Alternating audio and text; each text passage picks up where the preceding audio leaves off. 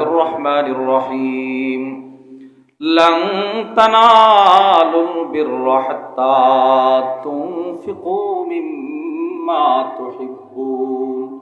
আল্লাহ রাব্বুল আলামিন বলেন, তোমরা ততক্ষণ পর্যন্ত জান্নাত পাইবা না যতক্ষণ পর্যন্ত না নিজের পছন্দের জিনিস খরচ না করবা।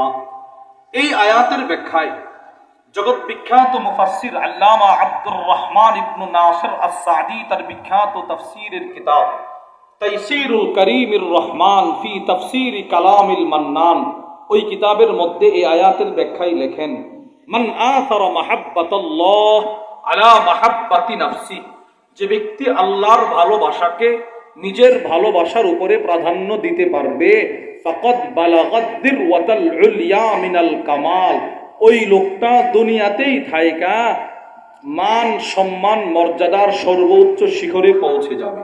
সুবহানাল্লাহ।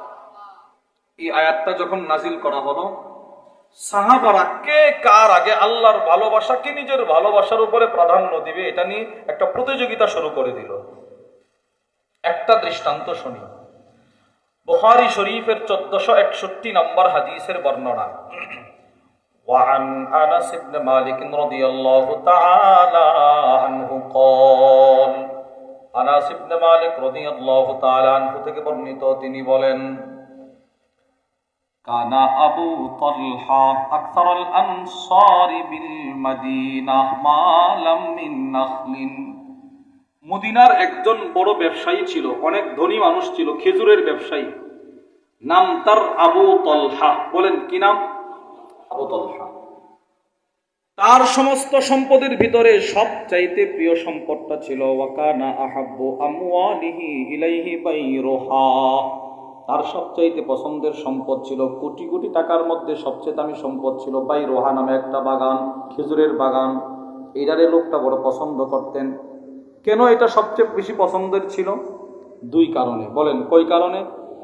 এক নাম্বার, ওয়াকানাত মুস্তাকবিলাতাল মসজিদ, ওনার এই খেজুরের বাগানটা মসজিদে নববীর মেহরাবের সামনে থেকে বাগানের সীমানা শুরু।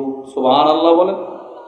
দুই নাম্বার কারণ, ওয়াকানা রাসূলুল্লাহ সাল্লাল্লাহু আলাইহি ওয়াসাল্লাম ইয়াদখুলুহা ওয়া ইয়াশরাবু মিম্মা ইন ফিহা তাইয়িবিন, নবীজি কখনো কখনো নামাজ শেষ করে দৌড় দিয়ে সাহাবীর বাগানে চলে যেতেন। তার বাগানে মিষ্টি পানির একটা কূপ ছিল, ওইটা থেকে রাসূল পানি পান করতেন। এই জন্য সাহাবীর কাছে বাগানটা প্রিয়। দুই কারণ, মসজিদে নববীর সাথে একদম লাগাওয়া। দুই নম্বর, রাসূল খুব আসা যাওয়া করতেন। এবার শুনেন, হযরত আনাস ইবনে মালিক বলেন, ফালাম্মা উনজিলাত হাদিহিল আয়া, যেদিন এই আয়াতটা নাযিল করা হলো, লান তানালুল বিররা হাত্তা তুনফিকু মিম্মা তুহিব্বুন, قام أبو طلحة إلى رسول الله صلى الله عليه وسلم, আবু তালহা দৌড়ে নবীর দরবারে চলে গেল। আল্লাহর রাসূলের দরবারে গিয়ে বলতে লাগলো, ইয়া রাসূলুল্লাহ, ও আল্লাহর নবী। কি আবু তালহা? আল্লাহ নাকি বলছে নিজের পছন্দের জিনিস খরচ না করলে জান্নাত পাওয়া যাবে না? বলে হ্যাঁ বলছে। তো তাহলে আপনি শোনেন, ওয়া ইন্না আহাব্বা আমওয়ালি ইলাইয়া বাইরুহা, আপনি ভালো করে জানেন আমার সবচাইতে পছন্দের বস্তু হলো বাইরুহা বাগান। বলে হ্যাঁ জানি।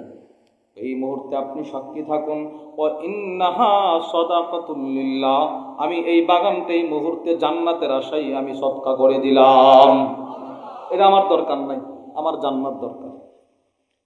তাহলে এই আপনারা হাদিসটা বুঝে থাকলে বলেন তো, সাহাবীর সবচাইতে পছন্দের বস্তুটা ছিল বাইরুহা নামে একটা খেজুরের বাগান, ছিল কিনা বলেন? এবার আল্লাহর ভালোবাসা হলে এটা সদকা করে দেওয়া, খরচ করা। সাহাবী বাইরুহা বাগানের উপরে আল্লাহর ভালোবাসাকে প্রাধান্য দিছে কিনা? তাহলে দুইটা আয়াত থেকে আমরা পাইলাম অন্যকে নিজের উপরে প্রাধান্য দেওয়ার কথা কোরআনে আছে। এবার হাদিসে রাসূল কি উদ্বুদ্ধ করলেন সেটা শুনবো। এক নম্বর, বুখারী শরীফের 2486 নম্বর হাদিসের বর্ণনা। وعن أبي موسى الأشعري رضي الله تعالى عنه قال, আবু মুসা আশআরী রাদিয়াল্লাহু তাআলা আনহু থেকে বর্ণিত, তিনি বলেন, قال النبي صلى الله عليه وسلم, আল্লাহর রাসূল একদিন আশআর গোত্রের সাহাবাদের একটা প্রশংসা করতেছেন। প্রশংসা, আশআর গোত্রের সাহাবাদের প্রশংসাটা কি? আল্লাহর নবী বলেন, ইন্নাল আশআরিন ইদা আরমালু ফিল গাজ।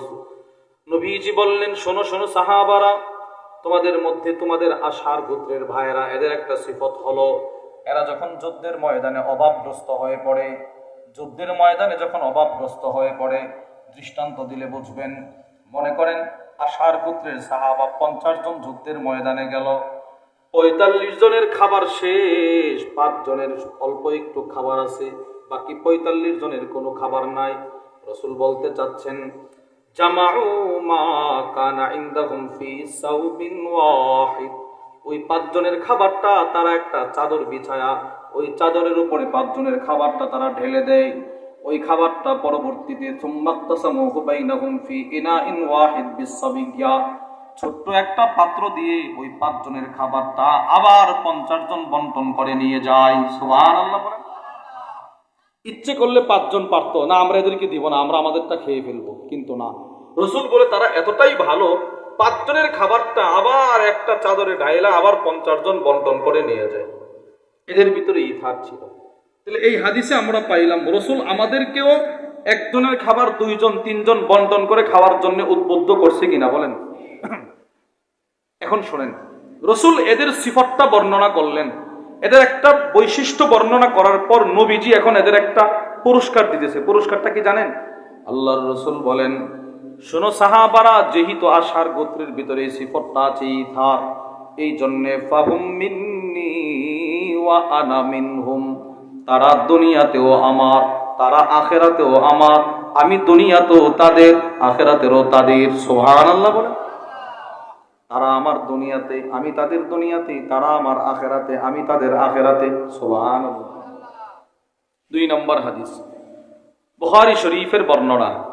وعن أبي هريرة رضي الله تعالى عنه قال, আবু হুরায়রা রাদিয়াল্লাহু তাআলা আনহু থেকে বর্ণিত, তিনি বলেন, قال النبي صلى الله عليه وسلم, নবীজি সাল্লাল্লাহু আলাইহি ওয়াসাল্লাম ইরশাদ করেন, মান কানা ইনদাহু তুআমুস নাইন ফালিয়াযহাব তুআমুল ইসনাইন কাফিস সালাসা।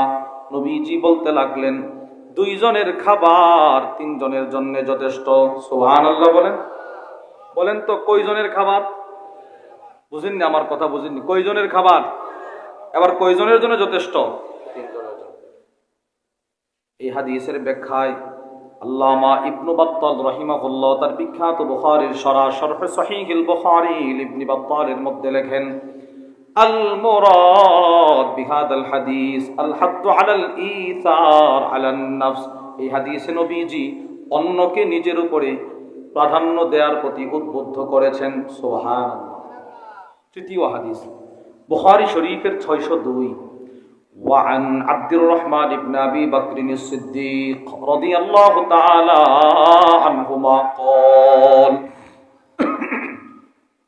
সিদ্দিক আকবর রাদিয়াল্লাহু তাআলা আনহুর ছেলে হযরত আব্দুর রহমান রাদিয়াল্লাহু তাআলা আনহু থেকে বর্ণিত, তিনি বলেন, আন্না আসহাবাস সুফফাহ কানু উনাসান ফুকারা। নবীজির রওজার পিছনে একটা মাদ্রাসাতুস সুফার একটা সীমানা আছে, পুরো মসজিদে নববীর ফ্লোর থেকে 1.5 হাত উঁচু, 1.5 হাত উঁচু। ওইখানে আল্লাহর রাসূল সাহাবাদেরকে দিন শিখাইতেন, ইলম শিখাইতেন। ওই মাদ্রাসাতুস সুফায় যারা পড়াশোনা করত, আব্দুর রহমান বলে, অধিকাংশ ছাত্ররা ছিল অসহায়, দরিদ্র, অনাথ, এদের খাবার দাবারের কোনো ব্যবস্থা ছিল না। আল্লাহর রাসূল একদিন মসজিদে নববীর ভিতরে মদিনার স্থানীয় বাসিন্দাদেরকে উদ্দেশ্য করে ছোট্ট একটা ভাষণ দিলেন, খুতবা দিলেন। আল্লাহর রাসূল বললেন, ও মদিনার স্থানীয় বাসিন্দারা, তোমরা জীবিত আর আমার মাদ্রাসার ছাত্ররা খাবার পায় না, এটা হতে পারে না। এবার তোমরা শোনো। নবীজি বলতে লাগলেন, মান কানা ইনদাহু তুআমুস নাইন ফালিয়াযহাব বিসালিসিন। মদিনার মানুষ শোনো, তোমাদের যাদের ঘরে 2 জনের খাবার আছে, তোমরা তৃতীয় একজন আমার মাদ্রাসার ছাত্রকে লজিং খাওয়াইবা। সুবহানাল্লাহ বলেন। আপনাদের চট্টগ্রামে কি বলে? লজিং। লজিং বলেনি, আমাদের এদিকে লজিং বলে, জাগির বলে। ওই যে ছাত্ররা মানুষের বাড়ি থেকে খাবার নিয়ে আসে, এটাকে। রাসূল বললেন, তোমাদের যাদের ঘরে 2 জনের খাবার আছে, তোমরা তৃতীয় একজন আমার মাদ্রাসার ছাত্রকে খাওয়াইবা। আর যাদের ঘরে 3 জনের খাবার আছে, চতুর্থ একজন আমার মাদ্রাসার ছাত্র লজিং রাখবা। যাদের ঘরে 5 জনের খাবার আছে, ষষ্ঠ একজন আবার মাদ্রাসার ছাত্রকে খাওয়াইবা। আব্দুর রহমান ইবনে আবি বকর বলেন, নবীজি সকালবেলা এই খুতবাটা দিয়ে চলে গেলেন। আল্লামা আবু বকর ইবনে আবি দুনিয়া তার বিখ্যাত কিতাব কিরাত দাইফের মধ্যে লেখেন, মুহাম্মদ ইবনে সিরিন থেকে বর্ণিত। অপরদিকে ইমাম শামসুদ্দিন যাহাবী তার কিতাব সিয়ারু আলামিন নুবালার মধ্যে লেখেন, নবীজি ভাষণটা দিয়ে যখন চলে গেলেন, কানা আহলুস সুফফাহ ইদা আমসাও, যখন সন্ধ্যা হয়ে গেল, ইনতালাকার রাজুল বির রাজুল ওয়ার রাজুলু বির রাজুলাইন ওয়ার রাজুলু বিল খামসা। মদিনার মানুষগুলো সন্ধ্যার সময় আইসা বলে, আমার ঘরে 2 জনের খাবার আছে, একজন আমার ঘরে চলে আসেন। সুবহানাল্লাহ বলেন। কেউ আইসা বলে, আমি 3 জনকে খাওয়াইতে পারবো, আমার ঘরে চলে আসেন। কেউ আইসা বলে, আমি 5 জনকে খাওয়ানোর সামর্থ্য রাখি, আমার ঘরে চলে আসেন 5 জন। কেউ আইসা 10 জন নিয়ে যায়। কিন্তু আম্মা সাদ ইবনে উবাদা, নবীজির একজন সাহাবী ছিলেন, নাম তার সাদ ইবনে উবাদা, ফা ইন্নাহু কানা ইয়ানতালিকু বিসামানিনা কুল্লা লাইলা, তিনি আয়েশা প্রতি রাত্রে 80 জন সাহাবীকে নিয়ে যাইতেন খাবার খাওয়ানোর জন্য। সুবহানাল্লাহ। কয়জন?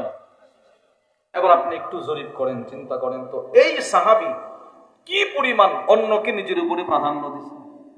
প্রতি রাত্রে, একদিন না যে একদিন খাওয়াইছে শেষ, প্রতি রাত্রে তিনি 80 জন নিয়ে খাওয়াইতেন। শুধুই মাত্র এদেরকে খাবার খাওয়ায় শেষ না, ঘরের ভিতরে সাহাবারা খাবার খায়। এই ঘরের মালিক সাদ ইবনে উবাদা ঘরের ছাদে দাঁড়ায়, ঘরের ছাদে দাঁড়ায় হযরত সাদ ইবনে উবাদা একটা ঘোষণা করতেন। কি ঘোষণা দেখেন, তিনি বলতেন, মান আহাব্বা শাহমান ওয়া লাহমা, তোমাদের মধ্যে যাদের ঘরে গোশতের তরকারি নাই, তোমরা যারা অনেক খোঁজাখুঁজির পরেও গোশত খাওয়ার সাধ্য নাই, ও আমার প্রতিবেশীরা তোমরা শোনো, ফালিয়াতি সাদ ইবনে উবাদা, তোমার জন্য আমি সাদের ঘরের দরজা 24 ঘন্টা খোলা। আসো আয়েশা, খায়া যাও, খায়া যাও, কত খাইতে পারো, আয়েশা খায়া যাও। এই সাহাবী হযরত সাদ ইবনে উবাদা, ইনি পৃথিবীর ইতিহাসে এমন একজন সাহাবী, আল্লামা শামসুদ্দিন আহমদ ইবনে মুহাম্মদ উসমান আদ-দাহাবী, ইমাম দাহাবীর বিখ্যাত কিতাব সিয়ারু আলামিন নুবালার মধ্যে লেখেন, এই সাহাবীর ঘরে রাসূল মক্কা থেকে যেদিন মদিনায় আসলেন, ওই দিন থেকে রাসূলের লজিং ছিল এই সাহাবীর ঘরে। যেই খাওয়াইতো ওনার ঘর থেকে একটা খাবার নবীর জন্য বরাদ্দ ছিল। উনি সব সময় ওনার ঘরে একটা প্লেট ছিল, খাবারের প্লেট, এটা হাতে নিয়ে নিয়ে তিনি গর্ব করে বলতেন, আমার এই প্লেটটা নবীজির সব বিবির ঘরে ঘোরাফেরা করছে। চিন্তা করেন। তাহলে তৃতীয় হাদিস থেকেও আমরা পাইলাম রাসূল অন্যকে নিজের উপরে প্রাধান্য দেওয়ার প্রতি উদ্বুদ্ধ করছে কিনা বলেন।